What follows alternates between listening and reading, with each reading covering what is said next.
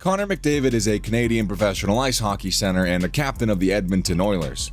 Having been selected first overall by the Oilers in 2015 NHL early draft, he's won the Art Ross Trophy 3 times as the leading scorer in the league. The Hart Memorial Trophy, given to the player judged most valuable to the team in both 2017 and 2021. And the Ted Lindsay Award 3 times as well, as the best player voted by the NHL Players Association. With all these achievements, he's accumulated a net worth of over $30 million, and this is how he spends it. Like all NHL players, Connor decided to get himself some new wheels as he became a pro player. I mean, I'd do the same thing. By wheels, I mean I would get myself a state-of-the-art virtual reality gym. But basically the same thing. I mean, that's basically a nice car anyways.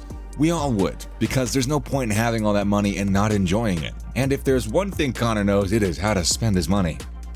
Even though this dude can afford some really expensive rides, he chooses to drive a white Range Rover.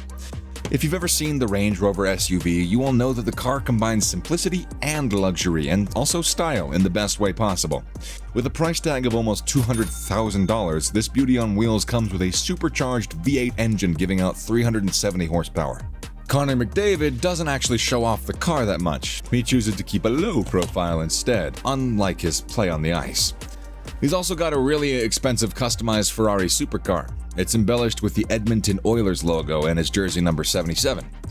Oddly enough, the car isn't painted blue or orange as you'd expect. It's painted red. And it includes a "Let's go Oilers" cheer on the front window. Connor McDavid's car collection might be small, but it covers a lot of needs. It's got luxury, it's got safety, it's got speed.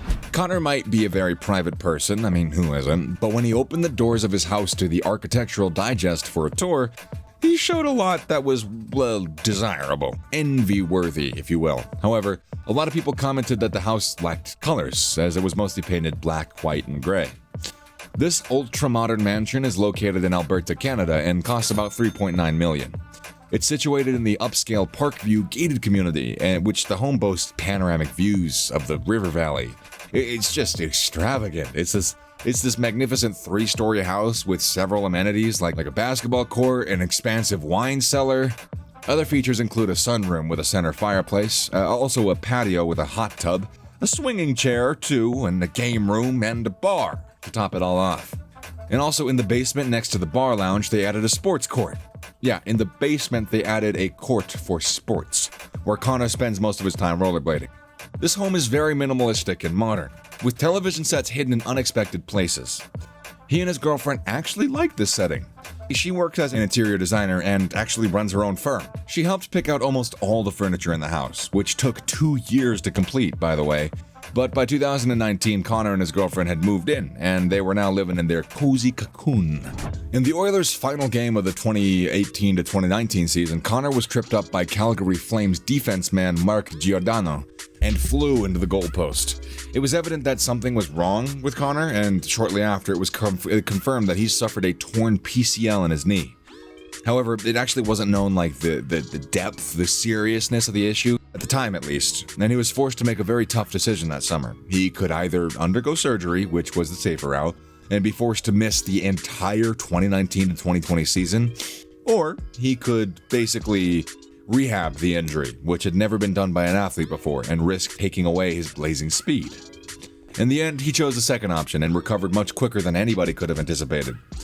He went up to put a ridiculous 34 goals and 97 points in just 64 games that next season. It's estimated that Connor spends almost $1 million on his health and his training and his lifestyle every year. As great of a player as Mr. Connor McDavid is, he's also a great giver, having participated in a number of charitable efforts to help better his community. He once recorded a major assist to Edmonton's Indigenous community. Together with the team's community foundation, Connor donated $85,000 over 3 years to support Canadians' tire sport as a platform for resiliency program. He also assisted in donating to the shuttle program for sick kids in Edmonton. Connor was on hand as the Edmonton Ronald McDonald House received 2 minivans for its shuttle program, transporting sick children and their families from their house to local hospitals. Player from the Edmonton Oilers also banded together with $100,000 in contribution to C19 support in the community. Connor McDavid is the kind of guy who's pretty serious about his workout and training routine, so his sneakers gotta catch up. So his favorite pair is the Adidas Ultra Boost 20, or UB20s, which can cost about $180 a pair. As you can see from his Instagram, he wears a different pair of sneakers in almost every picture. He ends up having almost $10,000 in just sneakers. Connor also models for Adidas, too. He helped spread the word about Adidas' new Terry Fox collection, modeling a couple of available items on his social media channels. The Edmonton Oilers forward appeared in one of the shirts featuring a quote from Fox and a pair of the iconic navy blue running shoes Fox wore during his Marathon of Hope across Canada in 1980. The quote on McDavid's shirts reads, "I want to try the impossible, to show that it can be done." The collection celebrated the 40th anniversary of the first Terry Fox run. Fox was a multi-sport athlete who had one leg amputated because of cancer. His trek across Canada went to raise money for cancer research. So the whole thing lasted 143 days. He ended up traveling 3,300 miles before his cancer returned and basically made him stop. He died at 22 and is regarded as a Canadian hero. All the net proceeds from the collection sale will benefit the Terry Fox Foundation.